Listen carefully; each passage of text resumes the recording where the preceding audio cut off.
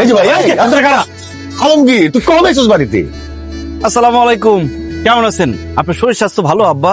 আবার আব্বা? ও হাই আব্বা, কেমন আছেন? এই আলমগীর, এই প্যান্ট শার্ট পরা এটা কে?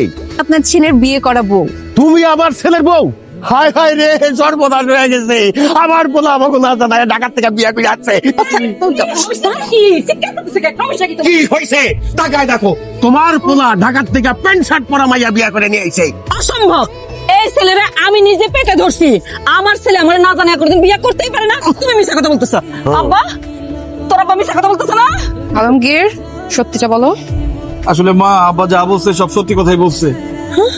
ওর নাম ডায়না, ও ঢাকায় থাকে, আমি ওর অনেক ভালোবাসি। ওর বাবা অন্য জায়গায় ওর বিয়ে ঠিক করে ফেলছে, এই জন্য আমরা পালায় বিয়ে করছি। বিয়ে করে ঢাকা থেকে গ্রামে চলে আসছি। এখন যা হওয়ারটা হয়ে গেছে, আমাদের মাইনা নাও। চলো ডায়না, আব্বা আম্মা মাইনা নিছে। মাইনা নিমু না। Please aunty. এই কিসের আন্টি? হ্যাঁ, এই কিসের আন্টি? সে তোমার আন্টি হয়? সে তোমার শাশুড়ি আম্মা। শাশুড়ি আম্মা, প্লিজ আমাদেরকে মেনে নেন। আরে এমনি বললে হবে? পায়ে ধরে কান্নাকাটি করে বলো। হ্যালো, হাতে পায়ে ধরে কান্দাকাটি করলে কোনো লাভ হবে না। সত্যি আমরা চলে যাবো? হ্যাঁ, অবশ্যই। ঠিক আছে, তোমরা ভুল করলা, পরে আফসোস করবা। আমি ডায়নার এমনি এমনি বিয়ে করি নাই। ডায়নার বাবা বিরাট কোটিপতি, ঢাকা শহরের শিল্পপতি নাম্বার 1।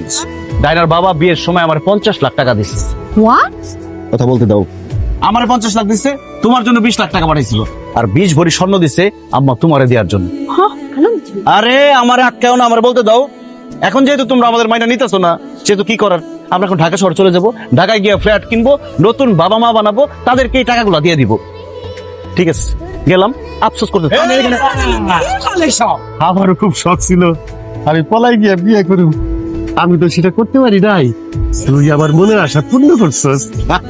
তুই তো আমার বংশের অহংকার, আমার অহংকার। আর বাবা বুকে আয়। না না আব্বা, এটা তোমার মুখের কথা, মনের কথা না। এটা যদি তোমার মনের কথা হইতো, আমাদের এতক্ষণ বাইরে দাঁড় করে রাখছে না, অনেক আগে মাইনে নিতে। বোকা বোকা ছেলে আমার। এই যে বৌমা, এই যে বাড়ি ঘর দেখতেছ, এগুলি কার? সব তোমার। এই যে আমি নেই। হ্যাঁ, না না, কি শ্বশুর বাড়ি পছন্দ হয়েছে?